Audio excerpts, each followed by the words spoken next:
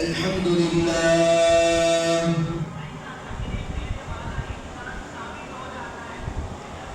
الحمد لله نحمده ونستعينه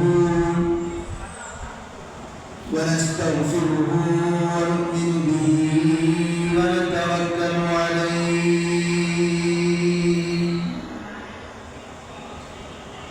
ونعوذ بالله من شرور أنفسنا ومن سيئات أعمالنا من يهده الله فلا مضل له ومن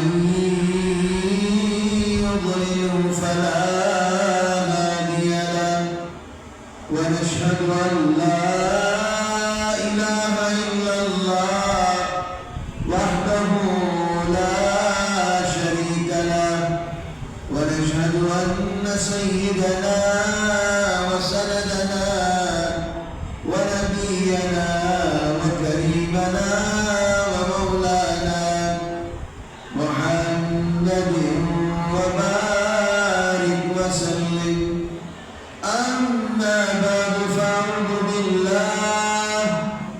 فأعوذ بالله من الشيطان الرجيم بسم الله الرحمن الرحيم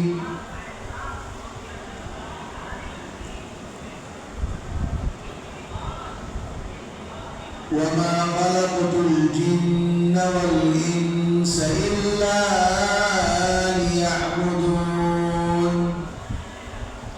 صدق الله العلي العظيم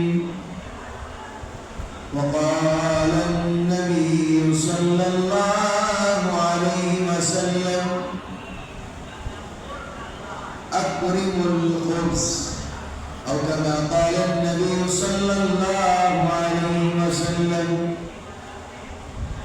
قال رب اشرح لي صدري ويسر لي أمري واحلل عقدة من لساني يفقهوا قولي اللهم صل على محمد في أول كلامنا اللهم صل على محمد في أوسط كلامنا اللهم صل على محمد في آخر كلامنا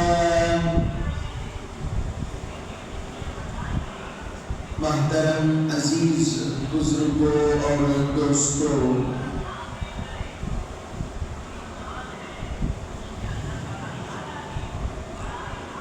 زمین کا ہر ذرہ ذرہ اور آسمان کا ہر ایک چیز اللہ کی ملکیت اور اللہ کی قدرت کے قبضے میں ہے۔ انسان کا بنانے والا اللہ، جانوروں کا بنانے والا اللہ، سورج کا بنانے والا اللہ، ستاروں کا بنانے والا اللہ، سیاروں کا بنانے والا اللہ، سات دنیا کا بنانے والا اللہ، زمین پر جو انسان چل رہے ہیں ان کا مسئلہ اور ان کے مسائل حل کرنے والے اللہ، اور پانی کے اندر جو مخلوق ہے، ایک مخلوق تو وہ ہے جو پانی میں رینگتی ہے، تیرتی ہے، اسے مچھلی کہا جاتا ہے، لیکن کتابوں کے اندر لکھا ہے پانی کے اندر بھی زمین کے اوپر جتنی مخلوق ہے اس سے زیادہ مخلوق پانی کے اندر ہے، وہ بھی انسانی مخلوق ہے۔ اللہ نے ہر ایک کو اس کے مطابق زندگی گزارنے کے طریقے اور اسباب اللہ نے دیے۔ ایک مخلوق اللہ نے جنات کی بنائی، ایک مخلوق اللہ نے حیوان کی بنائی. جنات نیک لوگ ہوتے ہیں، خبیث کم بخت ہوتے ہیں. جنات کسی کو تکلیف نہیں دیتے، خبیث سب کو تکلیف دیتے ہیں. رسول اللہ صلی اللہ علیہ وسلم کا پاک ارشاد، جس نے میری سنتوں پر اپنی زندگی گزار دی، جس نے میری سنتوں کو پابندی سے کرتا گیا، کل قیامت کے دن میں اس کی سفارش کروں گا. رسول اللہ صلی اللہ علیہ وسلم نے ہمیں ہر چیز بتا دیا ہے. کھانے کا طریقہ کیا ہے، سونے کا طریقہ کیا ہے، اٹھنے کا طریقہ کیا ہے، لباس پہننے کا طریقہ کیا ہے، نیند سے بیدار ہونے کا طریقہ کیا ہے، سوتے وقت پڑھنے کی دعا کیا ہے، کیا تسبیحات کر کے سویا جائے، رات میں اگر استنجا آ جائے تو جاتے وقت کیا دعا پڑھ کے جائی جائے، نکلتے وقت کیا دعا پڑھ کے آئی جائے. یہ رسول اللہ صلی اللہ علیہ وسلم نے فرما دیا ہے. میں رسول اللہ کی تعلیمات آپ حضرات کے سامنے بیان کرنا چاہتا ہوں. لوگ کہتے ہیں حضرت رات میں استنجا کر کے آیا، واش روم جا کر آیا، عجیب سا خیال ہوتا ہے، عجیب سا دل میں وسوسہ ہوتا ہے، کوئی مجھے آ کر پیچھے چھین رہا ہے، کوئی مجھے آ کر دبا رہا ہے، کوئی مجھے ایسی غلط حرکتیں کر رہا ہے. یقینی بات ہے کہ آپ نے دعا نہیں پڑھی ہوگی. یقینی بات ہے آپ نے اپنا پیر اندر صحیح نہیں رکھا ہوگا. بیت الخلاء میں داخل ہوتے وقت کون سا پیر رکھنا چاہیے پتہ ہے؟ سیدھا پاؤں رکھنا چاہیے، بایاں پیر رکھنا چاہیے، اور آتے وقت سیدھا پیر رکھ کر آنا چاہیے. یہ آداب میں سے ہیں. آج لوگ بغیر وضو کے ہی اپنی نمازیں ادا کر رہے ہیں. یوں سمجھتے ہیں امام صاحب وقت نکل جائے گا، 2 دن ٹھمکے مارے، 2 دن سجدے مارے، بھاگ کر چلے گئے. رسول اللہ کی سنت کیسے زندہ ہوگی؟ لوگ اب ربیع الاول شروع ہو جائے گا، لوگ اب بینڈ باجا بجائیں گے، لوگ اب نعرے لگائیں گے، لوگ اب گلیوں کے اندر عجیب سا کوہرام مچ جائے گا، عجیب سا کوئی بات چلنے لگ جائے گی. اللہ گواہ ہے، رسول اللہ کی زندگی گواہ ہے. قرآن کہتا ہے میرے آقا کے اخلاق کو اختیار کر لو، بن جاؤ ان جیسا، اللہ تمہیں کامیاب کر دے گا. آج رسول اللہ صلی اللہ علیہ وسلم کے نام کا ہیپی برتھ ڈے منایا جاتا ہے، ربیع الاول آتا ہے، نبی کی زندگی کو یاد نہیں کیا جاتا، نبی کو اس درد کو یاد نہیں کیا جاتا، آپ کی نزا کی حالت کو کوئی یاد نہیں کرتا. نبی اکرم صلی اللہ علیہ وسلم کے دندان مبارک شہید ہوئے، اسے کوئی یاد نہیں کرتا. آپ زمین پر گرے، اسے کوئی یاد نہیں کرتا. رسول اللہ صلی اللہ علیہ وسلم نے اپنی پوری زندگی فاقے میں گزاری. ایک وقت کھایا 2 دن کا فاقہ، 2 وقت کھایا تو 4 دن کا فاقہ. نبی کی زندگی ایسی تھی. بولو کیا ہم ایسی زندگی گزار سکیں گے؟ بولو کانگریس والو. آج کل ڈر ہو رہا ہے، نبی کی سنت چھوڑ کر بھی لوگ گناہ کر رہے ہیں. ڈر ہو رہا ہے کسی کو بولنے کے لیے. ہم تو بولتے رہیں گے مرتے دم تک نبی کی سنت کو اپنے چہروں پر زندہ کرو، لیکن سنت چھوڑ کر گناہ کرنے والے یاد رکھ، نبی کی سنت کے ساتھ تو کھلواڑ کر رہا ہے. کل قیامت کے دن تو پکڑا جائے گا. نبی کی سنت چھوڑنا معمولی بات نہیں ہے. یہ وہ سنت ہے جو کل آب کوثر میں ہمیں آب کوثر کا پانی پلائے گی. نبی پہچانیں گے ہمیں کہ دیکھو یہ میرا امتی ہے جس نے اپنے چہرے پر میری سنت کو لگایا. لوگ کہتے ہیں داڑھی چھوڑنے سے بوڑھے ہو جاتے ہیں. لوگ کہتے ہیں داڑھی چھوڑنے سے ہمیں خاندان میں منع کرتے ہیں. ایک بچہ ہمارا اسی علاقے کا، اللہ اسے اچھا رکھے، ان کے خاندان والوں نے کہا کہ داڑھی چھوڑ رہا ہے، اتنے بچپن میں داڑھی کیوں چھوڑ رہا، ابھی تو جوان بھی نہیں ہوا ہے، تو اسے تانے مار کر، اسے ستا کر اس کی داڑھی کو مڑوا دیا۔ اے خاندان والوں، یاد رکھو اس کا وبال اللہ تمہارے پر ڈالے گا کل قیامت کو دن۔ جس نے میرے نبی کی سنت کو کٹایا ہے، کل قیامت کے دن اسے صفوں میں کھڑنا پڑے گا۔ داڑھی کا واقعہ سناؤ واقعہ۔ ربیع الاول کا بابرکت مہینہ آنے والا ہے، ہم نبی کی تعریف ہی بیان کریں گے۔ نبی اکرم صلی اللہ علیہ وسلم کا ایک چاہنے والا، ہم نے اپنے اکابرین سے سنا ہے، آدمی جب داڑھی چھوڑتا ہے تو کنگھی کرتا ہے۔ کیا کرتا ہے؟ کنگھی، کنگھی نہیں، کنگھی، کنگھی جو کنگھی ہے، جب آدمی کنگھی کرتا ہے تو داڑھی میں سے بال ظاہراً نکلتے ہیں۔ حکم کیا ہے اس کا؟ آدمی کا اگر سارا بال سر کا ہو یا داڑھی کا ہو، اگر زمین پر گر جائے، کسی کو مل جائے، آرام سے اس کی زندگی اور موت کے فیصلے انسان کر دیتا ہے۔ سمجھ گئے ہیں میرا اشارہ؟ جادو کر دیتا ہے۔ اسی لیے داڑھی کا بال جب بھی آپ کنگھی کریں تو اس بال کو نکال کر توڑ دیں، توڑنے کے بعد کسی ایسی جگہ ڈالیں جہاں پر کسی کے پیر نہ جاتے۔ واقعہ یہ ہے، ایک آدمی اپنی پوری زندگی اللہ کو یاد کرتے کرتے گزار دیا۔ جب اس کا مرنے کا وقت آیا تو اس کے بچوں نے قبر میں دفن کرنے کے لیے ساتھ میں اتنے سارے بالوں کا موٹا لے کر آئے۔ علماء نے کہا کہ بال وغیرہ سب قبر میں دفن نہیں کیے جاتے۔ داڑھی کی اہمیت بتا رہا ہوں نوجوانوں، بال وغیرہ کیا نہیں کرتے، قبر میں دفن نہیں کیا جاتا۔ جس کپڑے میں لپیٹ کر اسے دفن کر دیا جاتا ہے، سیدھی طرف لٹا کر، کل قیامت کے دن اللہ تعالیٰ جب اٹھائیں گے ویسی ہی حالت میں اٹھے گا۔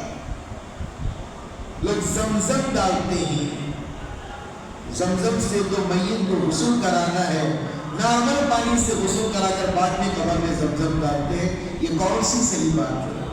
زمزم نہیں ڈالنا چاہیے، بے حرمتی ہوتی ہے۔ جب اس آدمی کا انتقال ہو گیا تو علماء نے کہا کہ بال کس طرح سے بال ہیں؟ کہا میرا باپ نبی کریم صلی اللہ علیہ وسلم سے اتنی محبت کرتا تھا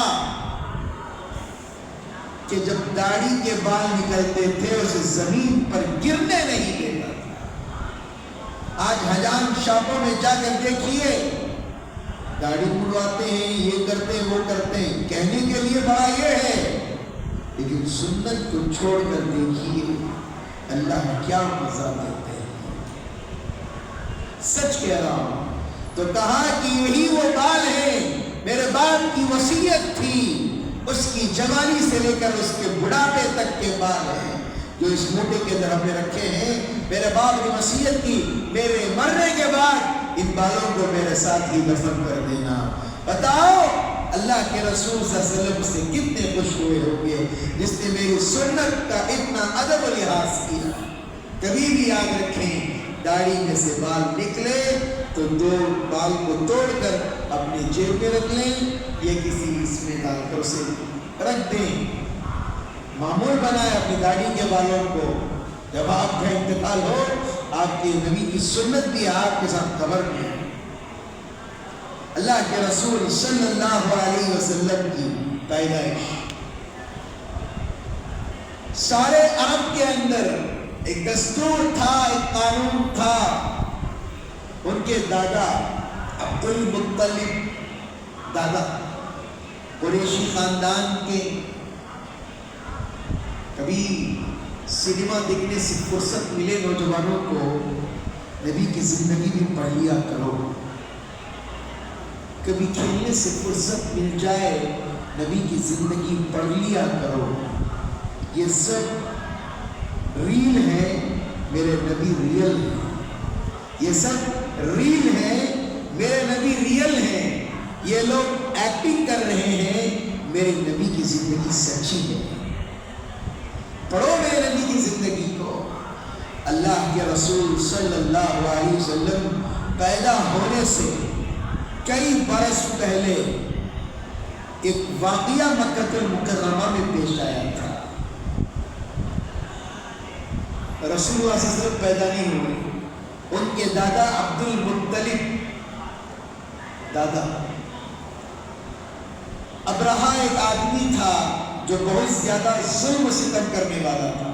اس واقعے کو ضرور سنیں، اس واقعے کو قرآن کے اندر بھی اللہ نے بیان کیا ہے تاکہ قیامت تک آنے والوں کے لیے ایک نمونہ، ایک مثال بن جائے۔ رسول اللہ صلی اللہ علیہ وسلم کے کئی برس پہلے واقعہ پیش آیا کہ ابرہہ نامی ایک شخص، جو لوگ کعبۃ اللہ کو طواف کرنے کے لیے جاتے تھے، عمرے کے لیے جاتے تھے، تو دیکھا کہ یہ لوگ کہتے ہیں اللہ کا گھر ایک معبود کا گھر ہے، لوگ اس کی ارد گرد طواف کرتے ہیں، کیوں نہ میں اپنا ایک گھر بنا لوں اسی شکل کا، جس سے لوگ آ کر کیا کریں، یہیں پر طواف کر۔ نعوذ باللہ، آج اسرائیل کے اندر نعوذ باللہ وہی جیسا گھر، کعبۃ اللہ جیسا گھر اسرائیل کے اندر بنایا گیا ہے، میوزیم بنایا گیا ہے، لوگ اس کے ارد گرد پھرتے ہیں، چپل پہن کر پھرتے ہیں، حالانکہ کعبۃ اللہ میں چپل الاؤڈ نہیں۔ ابرہہ نے کہا کہ جاؤ قریش کے خاندان کے اس شخص کے پاس جس کے اونٹیں چر رہے ہیں، اس تمام اونٹوں کو قبضہ کر لو، اس ڈر کی وجہ سے وہ کعبۃ اللہ چھوڑ کر بھاگ جائے۔ قریش کے پاس ہی تو تھا، ابھی بھی قریش کے پاس ہی ہے۔ تو سارے اونٹ اس نے قبضہ کر لیے۔ اس کے بعد عبد المطلب کو، دادا جان کو معلوم ہوا، اچھا وہ آئے، اس زمانے میں یہ سارے نیک لوگ تھے۔ علماء کہتے ہیں ہم یہ نہیں کہہ سکتے ان کا ماجرا اللہ کے پاس کیا ہوگا، واللہ عالم، اتنا ہی کہا جا سکتا ہے، اللہ بہتر جانے۔ وہ کس نبی پر ایمان لاتے تھے، وہ کن پر ایمان لاتے تھے، اللہ بہتر جانے، لیکن بڑے نیک لوگ تھے۔ ان کو کعبۃ اللہ میں وہ ایک ہی رب کو مانتے تھے اور ان کے دلوں میں ڈر زندہ تھا۔ کسے مانتے تھے؟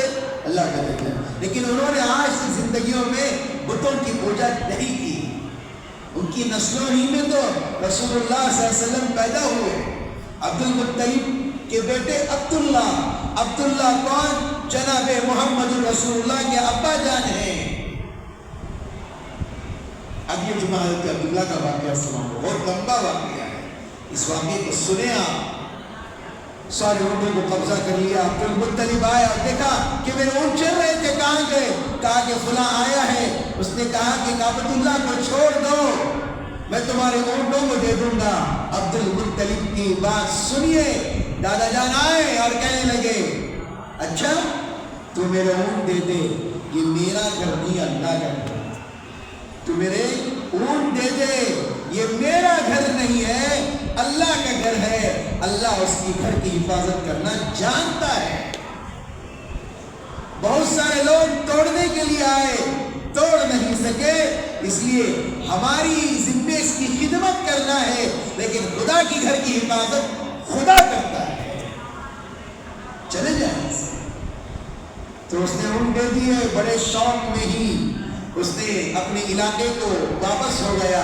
قرآن کہتا ہے أَلَمْ تَرَ كَيْفَ فَعَلَ رَبُّكَ بِأَصْحَابِ الْفِيلِ أَلَمْ يَجْعَلْ كَيْدَهُمْ فِي تَضْلِيلٍ وَأَرْسَلَ عَلَيْهِمْ طَيْرًا أَبَابِيلَ۔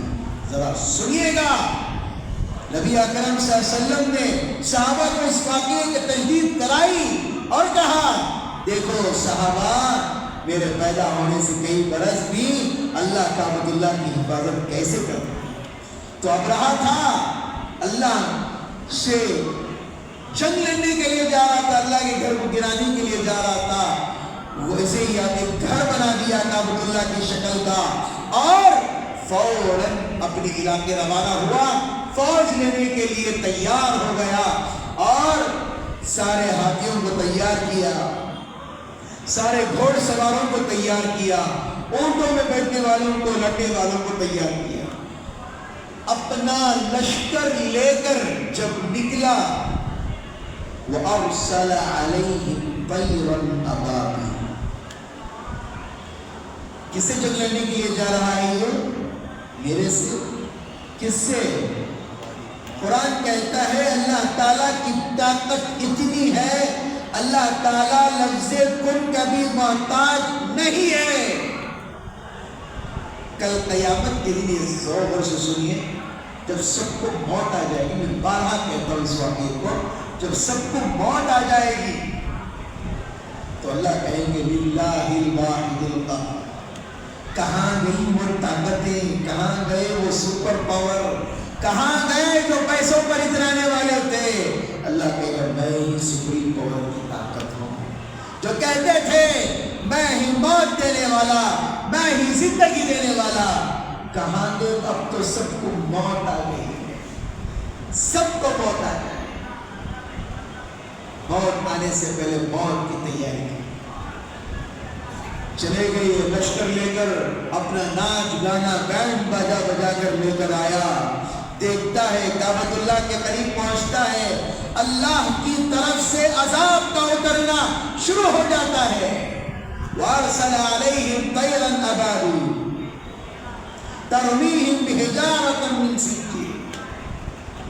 دیکھیے کیا ہوا، بِحِجَارَةٍ مِّن سِجِّيلٍ، کیا ہوا؟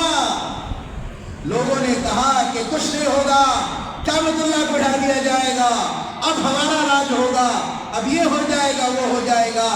یاد رکھیے گا جیسے ہی اس کا لشکر آیا، اللہ نے ابابیل نامی پرندہ جس کی چونچ میں ایک چھوٹا سا پتھر، اس پتھر کو جب وہ پھینکتے، یاد رکھیے میزائل اور گولی اتنا کام نہیں کر سکتی، وہ چھوٹا پتھر جیسے وہ پھینکتی اپنی چونچ کے ذریعے، جس پر بھی گرتا وہ پگھل کر راکھ ہو جاتا۔ اس کا اس زمانے میں تباہی تو مچنا شروع ہو گئی، اس زمانے میں اس کا ایک ہاتھی تھا، أَلَمْ تَرَ كَيْفَ فَعَلَ رَبُّكَ بِأَصْحَابِ الْفِيلِ، یہ فیل یہ ہاتھیوں کا قصہ ہے۔ ایک ہاتھی تھا بڑا فرما بردار، اس کے اشارے کے بغیر کچھ کام نہیں کرتا تھا، وہ ہاتھی بیٹھ گیا تھا اور وہ تس سے مس نہیں ہو رہا تھا۔ کعبۃ اللہ قریب ہے، ہاتھی بیٹھ گیا، کہا کہ میں نہیں جاؤں گا، مار رہے ہیں، اٹھا رہے ہیں، کہا۔ تفسیر لکھنے والوں نے لکھا ہے، وہ کہتا ہے میں بھی تو اسی کا چاہنے والا ہوں، اسی رب نے بنایا ہے، تو مجھ پر ظلم کر رہا ہے تو ظلم کر لے، میری جان کیوں نہ چلی جائے، وہ اس رب کے گھر اٹھانے کے لیے نہیں جا سکتا۔ اللہ نے جانوروں میں اتنی سمجھ دی، تو اس کے بعد ایک ایسا عذاب اس پر آیا کہ اللہ نے وہ بھاگ گیا جنگ چھوڑ کر، اس کے کعبۃ اللہ میں جا کر، نقلی کعبۃ اللہ میں جا کر وہ اپنی پناہ چاہنے لگا۔ اللہ نے ایسا عذاب دیا، وہ کھڑے کھڑے پگھل گیا اور زمین کی مٹی میں مل گیا، اس کا وجود ہی ختم ہو گیا۔ کتابوں کے اندر لکھا ہے قیامت سے پہلے ایک حبشی ہی کعبۃ اللہ کو توڑے، وہیں سے قیامت کا شروعات ہو۔ اللہ سب کی حفاظت فرمائے۔ ایک حبش کا ہی ایک وہ ہوگا جو کیا کرے گا، کعبۃ اللہ کو۔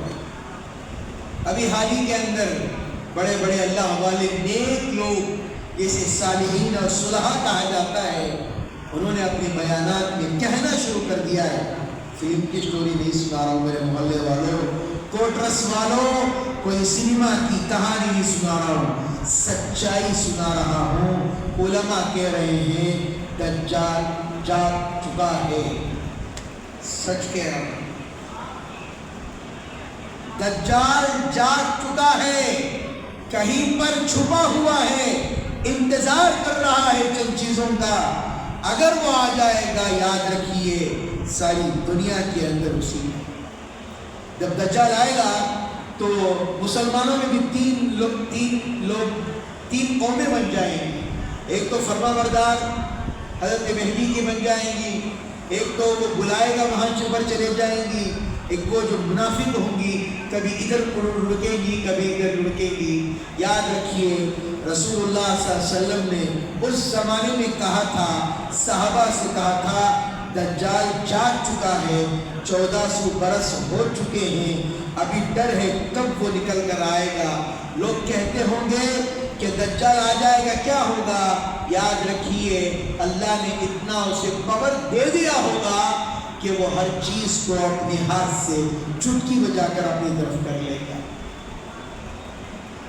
انسان سب سے زیادہ بھوک کی وجہ سے اس کی قوم میں داخل ہوگا. یاد رکھیے بات، مذاق میں مت اڑائیے نوجوانوں. گانا سنتے سنتے فلمیں دیکھتے دیکھتے اپنی زندگی برباد مت گزاریے. اصل حقیقت بیان کر رہا ہوں. رسول اللہ صلی اللہ علیہ وسلم نے کہا کہ چند صحابہ کو کہیں جا رہے تھے عرب میں کشتی کا سفر کر کے، دیکھا کہ کشتی کہیں پر جانی تھی، ان کو نیند لگ گئی، کہیں جانے کی کشتی کہیں چلے گئی. انہوں نے ایک پہاڑ کے اندر وہ کشتی قریب میں جا کر رکی، شاید اللہ کے کچھ صحابہ کو دکھانا تھا. تو صحابہ نے دیکھا دجال رسیوں میں بندھا ہوا ہے. اس نے کہا کہ تم کون ہو؟ اس نے کہا کہ میں فلاں فلاں ہوں. اس نے کہا کہ میرا تعارف چھوڑو، سب سے پہلے یہ بولو کیا عرب کے اندر ہریالی آ چکی ہے؟ آ چکی ہے ہریالی. لوگ کہہ رہے ماشاءاللہ پہاڑوں پر ہریالی. یہ علامتیں ہیں دجال کے آنے کی، قیامت کی نشانیاں. کہا کہ اس دریا کا پانی، دریا نیل کا پانی کیسا ہے؟ تھوڑا خشک ہوتے جا رہا ہے. یہی دجال کے آنے کی نشانی ہے. رسول اللہ صلی اللہ علیہ وسلم کا وہ سچا واقعہ میں آپ کو سناؤں گا، سنیے. بہت برسوں پہلے حضرت نور الدین زنگی رحمت اللہ علیہ بادشاہ گزرے ہیں، نیک بادشاہ گزرے ہیں. ان کے وقت چند عیسائیوں نے مسجد اقصی کے پاس سے لائن بنانا شروع کی تھی مدینہ منورہ میں. لائن کیسا بناتے ہیں؟ زمین میں کھود کر بناتے ہیں. مسجد اقصی سے لائن بنانی زمین میں شروع کی اور آخر کار وہ ناکام ہو گئے. پھر اس کے بعد وہی یہودی لوگ، میں یقین سے کہہ رہا ہوں آج کا نوجوان ٹوپی یہاں پر پہنتا ہے، سامنے بال دکھا کر پہنتا ہے، یہ یہودیوں کی علامت ہے. آپ یہودیوں کو دیکھیں، اور دنیا میں سب سے زیادہ پڑھی لکھی قوم وہ یہودیوں کی ہے. آج انہوں نے ابھی حال ہی میں معلوم ہوا کہ چند مہینے پہلے یہودی زمین سے مسجد اقصی تک انڈر گراؤنڈ کھودنا شروع کر دیے. پوچھنے والوں نے پوچھا کیوں ہے؟ کہا کہ ہم حضرت سلیمان علیہ السلام کی تخت کو ڈھونڈ رہے ہیں. نعوذ باللہ. یاد رکھیے وہ تخت جناتوں نے بنایا اور وہ جناتوں کے پاس ہی ہے، لیکن یہ قیامت کی نشانیاں ہیں، کتابوں میں لکھی گئی ہیں کہ ایک نہ ایک دن مسجد اقصی کے زمین کھود کر یہ لوگ اس پر قبضہ کریں گے، حضرت مہدی آ کر فتح دلائیں. کیا چل رہا ہے دنیا میں؟ لوگ ابھی کیا ہے، ابھی وہی گانے گاڑیاں میں گئے تو کیا بھی فکرش نہیں ہے دنیا کے اندر کیا چل رہا ہے. گھر میں واقعہ بتا دوں وقت لمبا ہو جائے گا. ان لوگوں نے مدینے میں مسلمان ہونے کا ناٹک کیا اور سب کو کہا کہ ہم مسلمان ہیں، نبی سے چاہنے والے ہیں. ان درندوں نے زمین میں گڑھا کھودنا شروع کیا. حضرت نور الدین زنگی رحمۃ اللہ علیہ اچھے بادشاہ گزرے ہیں، بہت بڑے بادشاہ گزرے ہیں. ان کے خواب میں رسول اللہ صلی اللہ علیہ وسلم کے الفاظ ہیں. حضور صلی اللہ علیہ وسلم نے کہا خواب میں آ کر، نور الدین دیکھو 2 کتے مجھے آ کر تکلیف پہنچانے کی کوشش کر رہے ہیں. یہودیوں کو رسول اللہ صلی اللہ علیہ وسلم نے کیا کہا؟ منافق ہیں یہ لوگ، بچ کر رہو میرے عزیز نوجوان. اس کے بعد یہاں پر ختم نہیں ہوا اور وہ گہرائی میں کھودتے گئے. اور جب کھودنے کا انداز ایسا تھا اور وہ اللہ کے رسول صلی اللہ علیہ وسلم کو چیک کرنا چاہتے تھے یہ ہے یا نہیں. دوسرے دن خواب پڑا, تیسرے دن خواب پڑا, چوتھے دن کیا ہوا؟ حضور صلی اللہ علیہ وسلم نے کہا نور الدین جا کر فلاں جگہ پر دیکھو یہ دو کتے, یہ میرے الفاظ نہیں ہے, ممبر پر نہیں بول رہا ہوں میں, حضور صلی اللہ علیہ وسلم کے الفاظ ہیں, یہ کتے میری جسم اتھر کو چھونے کے لیے آ رہے ہیں. تو حضور صلی اللہ علیہ وسلم کا خواب سن کر جیسے ہی فوراً تلاش کیا تو یہی وہ دو لوگ تھے. سارے لوگوں کو بلایا جو مسافر تھے, ان میں دو نظر نہیں آ رہے تھے. ان دونوں کو پکڑا اور دیکھا کہ اور ایک دن کی مہلت دے دی جاتی, یہ حضور صلی اللہ علیہ وسلم کے پیروں کے پاس پہنچ جاتے.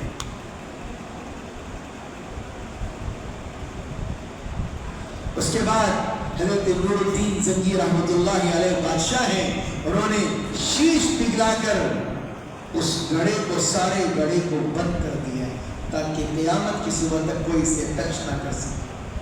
یہ سچے جانشین ہیں. ایک واقعہ حضور صلی اللہ علیہ وسلم کے چاندی کا لکھا ہے. اب تو پہلے تو روزہ مبارک تھا بلو رنگ کا تھا, کسی کو معلوم ہے جو گنبد خضرا جسے کہا جاتا ہے پہلے کس رنگ کا تھا؟ کس رنگ کا تھا؟ لوگ ہریا دکھ رہے ہیں, پہلے کس رنگ کا تھا؟ بلو تھا, بلو. ترکی جب حکومت آئی انہوں نے آ کر اس رنگ کو ہرا کر دیا. ترکی والوں کا خدمت کرنے والوں میں بہت زیادہ رول ہے, اور مدینہ منورہ میں سب سے پہلا جنریٹر جو لگا وہ ہندوستان کے حیدرآباد کے نواب کا تھا, جو سب سے پہلے مدینہ میں جنریٹر لگا. مدینہ منورہ کی تعمیر ایسے نہیں, پہلے زمانے میں ایسے عاشقان رسول آتے تھے. ایک شخص حضور صلی اللہ علیہ وسلم سے اتنی محبت تھی کہ اس زمانے کے عرب کے بادشاہ سے کہا کہ ایک چاہنے والا میرا آ رہا ہے, اسے روکو. حضور صلی اللہ علیہ وسلم نے کہا, پھر دوسری مرتبہ خواب میں آیا, پھر کہا کہ اسے روکو. پھر کہا کہ اگر یہ میرے گنبد کے پاس, میرے روزے کے پاس آ کر مجھے سلام کر دے تو میں اس کا مصافحہ کے لیے ہاتھ بڑھا دوں. اتنا نبی سے چاہنے والے تھے. آج ہیں ہم چاہنے والے. ایک وقت تھا ہندوستان کا, تاریخ آپ کو یاد ہونی چاہیے, آزادی کے بعد جب عرب کے اندر ایک بادشاہ بیٹھا, جب انڈیا کے اندر آئے, پوری دنیا میں سب سے زیادہ طاقتور وہ عرب لوگ تھے.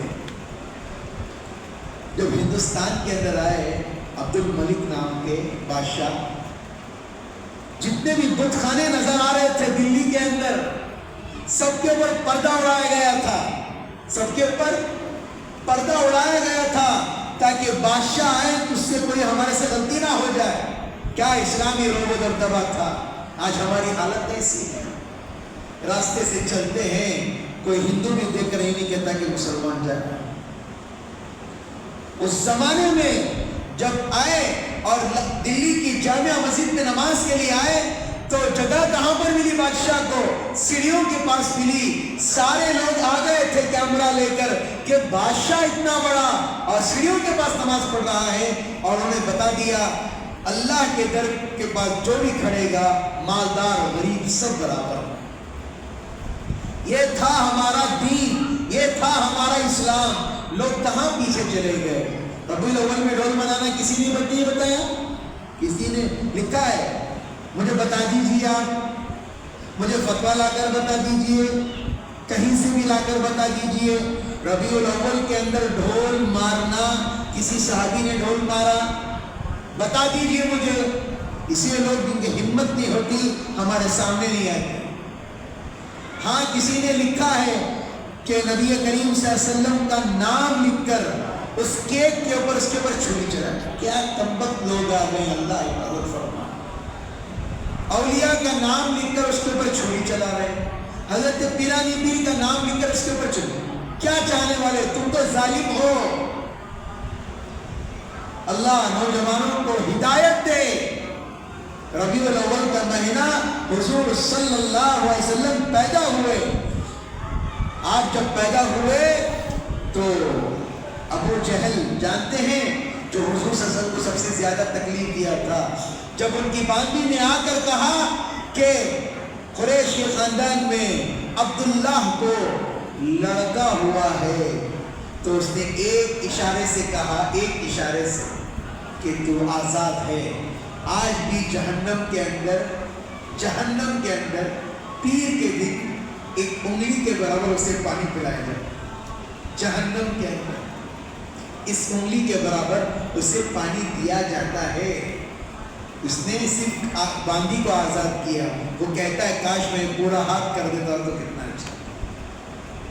نبی کے صرف اشارے پر اللہ تعالیٰ ان کے ہر چیز نوازتے ہیں۔ ایک واقعہ تھا، میں اپنی بات دیکھو، مجمش نہیں آتا، سارے گھروں میں سوتے ہیں، عین خطبے کے ٹائم پر سب دوڑ لگا کر آتے ہیں، کتنا بولنا کوٹرس والوں کو سمجھ میں نہیں آتا۔ سمجھو بھائی جمعہ کا دن عید کا دن کہا جاتا ہے، ابھی بھی لوگ اب نہیں آئیں گے، میدانوں میں رکھنے والے میدان میں گھوم رہے ہیں، گھروں میں غسل کرنے والے غسل کر رہے ہیں۔ اب تو سمجھو آخری چاشمہ، آخری چاشمہ سمجھ میں نہیں آتا۔ انڈے بھی شکر دینا سے کون سی بولے، کون بولے، یہ محلے میرے وہی غریب کو صدقہ دینے نہیں ہو رہا۔ آخری سفر کا چاشمہ آگا تو ایک ڈزن انڈے کرتے، پھر آدھا کلو شکر دے رہے، کیا ہے یہ ماحول، یہ کس حدیث پہ چل رہے ہیں؟ رسول اللہ صلی اللہ علیہ وسلم سفر کے مہینے میں بیمار تھے، آپ کا بیمار ہونا اتنا منحوس ہو گیا؟ سمجھو، اپنی عقلوں کو صحیح جگہ لاؤ، اپنی عقلوں کو درست کرو۔ رسول اللہ صلی اللہ علیہ وسلم جب پیدا ہوئے، ان کی والدہ، اللہ ان پر رحم و کرم کا معاملہ فرمائے، ہم یہی خواہش کر رہے ہیں جب مدینے کو ہم جائیں، سب کی خواہش یہ ہو جب آپ عمرے کے لیے جائیں، یقین سے چند لوگوں کو پکڑ کر ان کی قبر کی زیارت کر کے آئیں انشاءاللہ۔ انشاءاللہ وہاں پر جانے کے لیے الگ ہی گاڑی ہوتی ہے پہاڑوں پر، ضرور ان کی قبر کی زیارت کر کے آئیں۔ شاپنگ قبر پر دیکھیے، کھڑ کر سوچئے، نبی کریم صلی اللہ علیہ وسلم 7 سال کے ہیں، نانی کے یہاں گئے ہیں، جب بچہ آ رہا تھا راستے میں اماں کا انتقال ہو گیا ہے، باپ پیدا ہوتے باپ کا انتقال ہو گیا، اس قبر کے پاس مجھے ابھی بھی بیان کرتا ہوں تو مجھے رونا آتا ہے۔ آپ کا بچپن ایسا گزرا کہ آپ قبر کے پاس، آپ کی والدہ کو دفن کر دیا گیا، قبر کے پاس آ کر کہہ رہے ہیں اماں باپ چلے گئے، تیرا سہارا تھا، تو بھی چلے گئے۔ ایک باندھی تھی، وہ کہہ رہی ہے آ جاؤ، جانے کا وقت تھوڑا اندھیرا ہو جائے گا، پلٹ کر قبر پر چمٹ کر رو رہے تھے۔ یہ رسول اللہ کی زندگی ہے، زندگی کو یاد کرو۔ ایسے ہی 53 سال کی زندگی گزار کر حضور صلی اللہ علیہ وسلم دنیا سے چلے، امت کو بتایا ماں کیا ہوتی ہے، باپ کیا ہوتا ہے۔ میں نوجوانوں سے کہوں گا جن کی شادیاں ہوئی ہیں، اپنی بیویوں کی قدر کرو، اپنی بیویوں کی قدر کرو، ان سے نوک جھوک ہو جائے کچھ بات کر بات کو رات ہی میں ختم کرو، اس لیے کہ جب چیز چلے جاتی ہے واپس نہیں آتی، جس کے پاس نہیں ہوتی ہے اسی کو اس کی قدر معلوم ہے۔ اپنی ماں کی عزت کرو، اپنے باپ کی عزت کرو۔ ماں باپ کو گالی دے کر بات کرتے ہیں، یہاں حضور صلی اللہ علیہ وسلم کی ماں کی قبر سے لپٹ رہے ہیں اور کہہ رہے ہیں اماں جان اب تو بھی چلے گئی اور میرا سہارا کون ہے؟ چھوٹے بچے تو جانتے نہیں تھے کیا ہو رہا ہے میری زندگی کے ساتھ، ابا جان تو پیدا ہونے سے پہلے ہی انتقال کر چکے، یہ زندگی تھی میرے آقا کی۔ اگلی جمعہ جلد آئیں گے تو حضرت آمینہ رضی اللہ تعالیٰ عنہ کی زندگی، آپ جب پیٹ میں تھے ان کے ساتھ اللہ کے کیا کیا کرشمے پیدا ہوئے، اور حضرت عبداللہ کا اور آمینہ کا نکاح کیسے ہوا، اور نکاح ہونے کے بعد اور کیسے حضرت عبداللہ کا انتقال ہو گیا، ان کی زندگیاں کیسے گزری، اگلے جمعہ جلد آئے، اللہ کے لیے کہہ رہا ہوں میں، انشاءاللہ ضرور بیان کروں گا۔ اگلے مہینہ انشاءاللہ ربیع الاول شروع ہو جائے گا، لہذا سفر منحوس مہینہ نہیں ہے، اللہ کے لیے آپ حضرات کسی اور چیزوں میں نہ پڑیں، اپنی دکانوں کی اوپننگ کریں، ہر چیز کریں، قرآن خوانی کریں، اور جتنا ہو سکے ربیع الاول کے پورے مہینے میں درود شریف کا ورد کریں گے انشاءاللہ. ہر ایک آدمی کرنا چاہیے. آپ 100 کر رہے ہیں، 200 کر رہے ہیں، جتنی حیثیت ہے اتنا درود حضور صلی اللہ علیہ وسلم کے اوپر پڑھ کر کے پڑھیں گے انشاءاللہ. اللہ کہنے سننے سے زیادہ اللہ عمل کی توفیق عطا فرمائے. اللہ تعالیٰ ہندوستان کے اندر امن کے خیر کے فیصلے فرمائے. اللہ تعالیٰ بہت سارے لوگ پریشان ہیں، اللہ تمام کی پریشانی کو دور فرمائے. قرض داریاں ہیں، مسائل کو حل فرمائے. پریشان ہیں اپنے بچوں سے، اللہ ان کے لیے نیکی کے راستے ہموار فرمائے. آمین. وآخر دعوانا الحمدللہ رب العالمین.